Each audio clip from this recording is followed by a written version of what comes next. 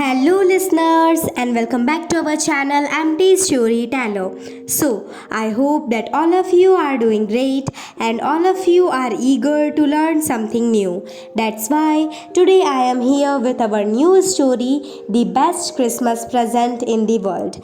This story is about the letter of a soldier, Jim Macpherson, in World War1 to his wife, Connie Macpherson. This is a very emotional story. So before moving towards our story, if you are new to our channel, so please do subscribe to our channel.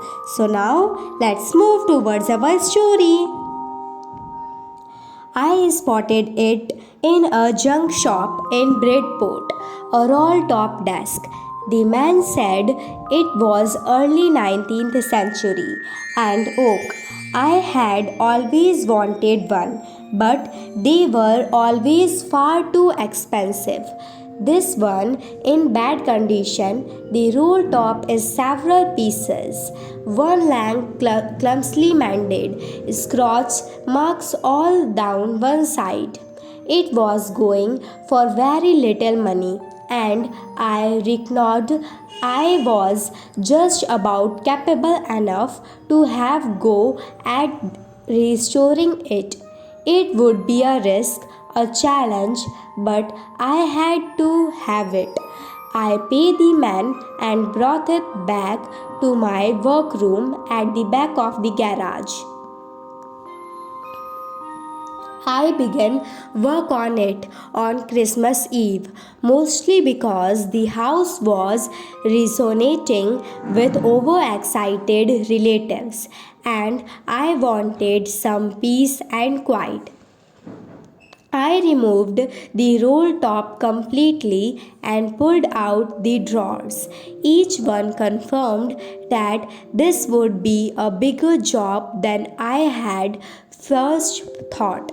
The veneer had lifted almost everywhere. It looked like water damage to me. Both fire and water had clearly taken their toll on this desk. The last drawer was stuck fast.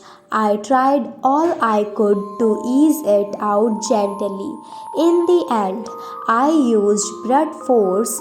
I struck it sharply with the side of my fist, and the drawer flew open to reveal a shallow space underneath a secret drawer. There was something in there. I reached in and took out a small black tin box. Sellotaped at the top of it was a piece of lined notepaper and written on it in shaky handwriting, Jim's last letter, received January 25, 1915. To be buried with me when the time comes. I knew as I did it that it was wrong of me to open the box, but curiosity got the better of my scruples. It usually does. Inside the box, there was an envelope. The address read Miss Jim Macpherson, 12 Copper Beaches, Bridport, Dorset. I took out the letter and unfolded it. It was written in pencil and dated at the top December 26, 1914. Now the letter begins. Dearest Kune, I write to you in a much happier frame of mind because something wonderful has just happened that I must tell you about at once. We were all standing in our trenches yesterday morning, Christmas morning. The writer was Jim Macpherson. It was crisp and quiet, all about as beautiful a morning as I have ever seen, as cold and frosty as a Christmas morning should be. I should like to be able to tell you that we began it. But the truth, I am ashamed to say, that is, Fritz began it. Here, Fritz is referred as German soldiers and Tommy is referred as British soldiers because the World War I is between Germans and British.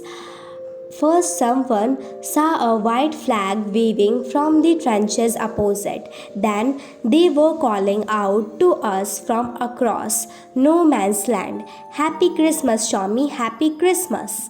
When we had got over the surprise, some of us shouted back, "Same to you, Fritz, same to you." I thought that would be that. We all did. But then suddenly some of them was up there in his grey greatcoat and waving a white flag. "Don't shoot, lads," someone shouted. And no one did. There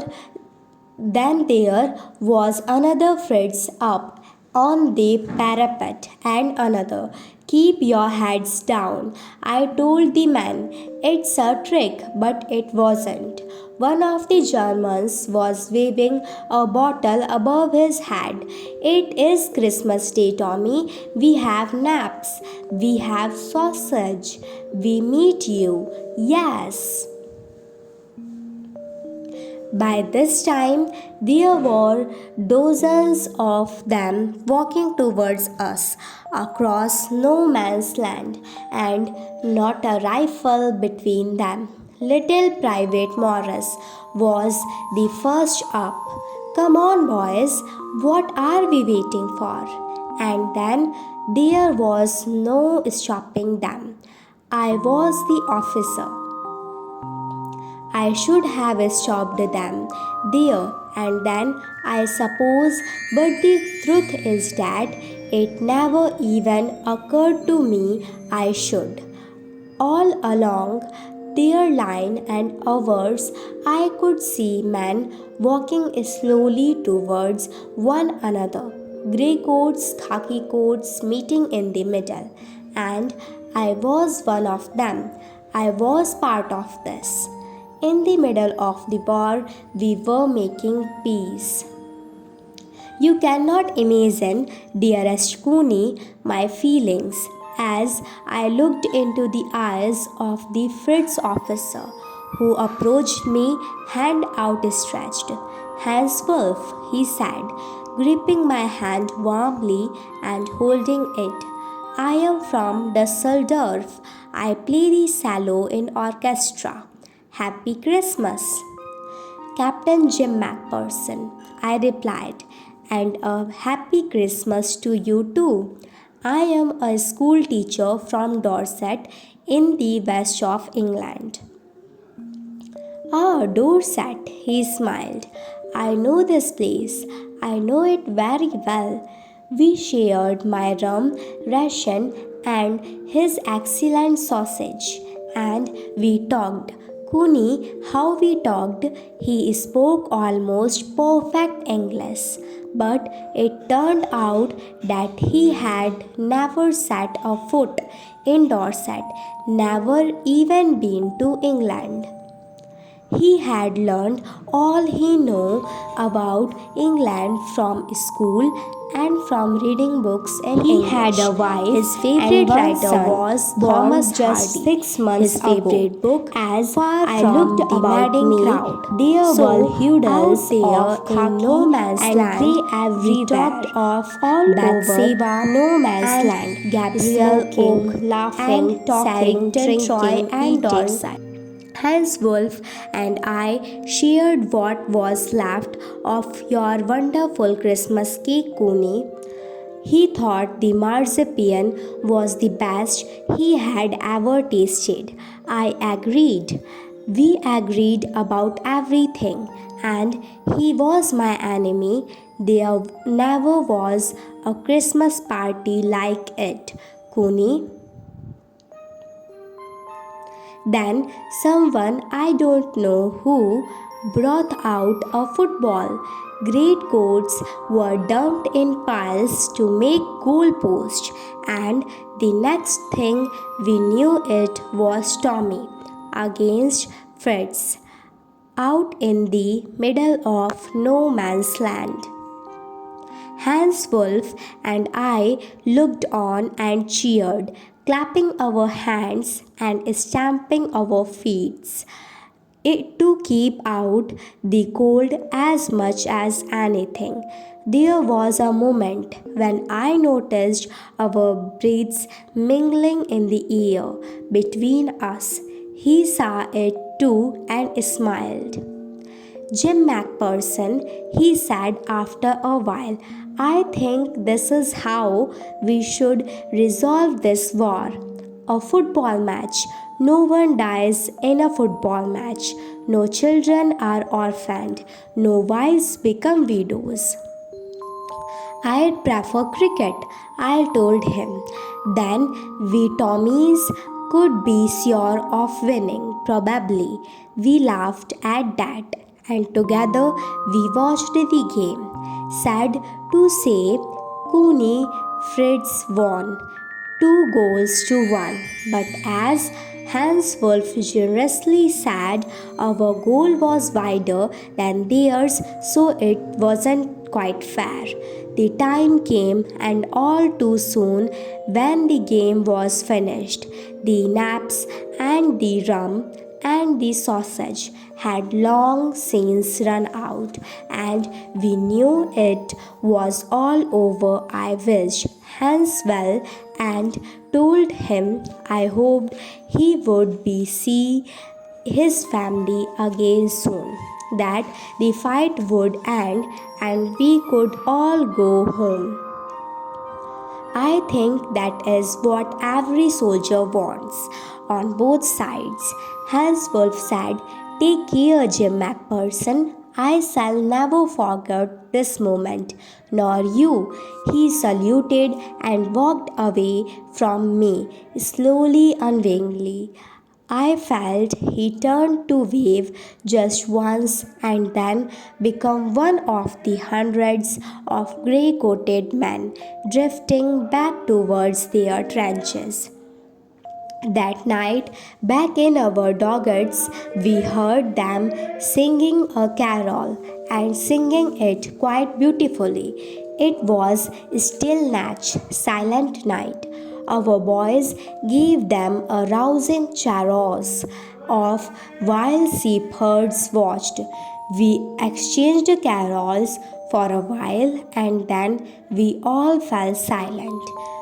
We had our time of peace and goodwill, a time I will treasure as long as I live. Dearest Cooney, by Christmas time next year, this war will be nothing but a distant and terrible memory. I know from all that happened today how much both armies long for peace. We shall be together again soon. I am sure of it. Your loving Jim. Now the letter is over. I folded the letter again and slipped it carefully back into its envelope. Here I refers to the author.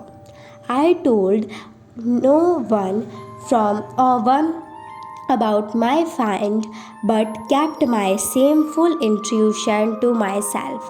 It was this guilty, I think, that kept me awake all night. By morning, I knew what I had to do. I made an excuse and I did not go to church with the others. Instead, I drove into Bridport, just a few miles away. This story is too long, that's why we will also make the second part of this story. In the second part, we come to know that why the author went to Bridport. Did he find Miss McPherson? Did Jim McPherson came back? For this, you have to listen our part second on Monday 10 a.m.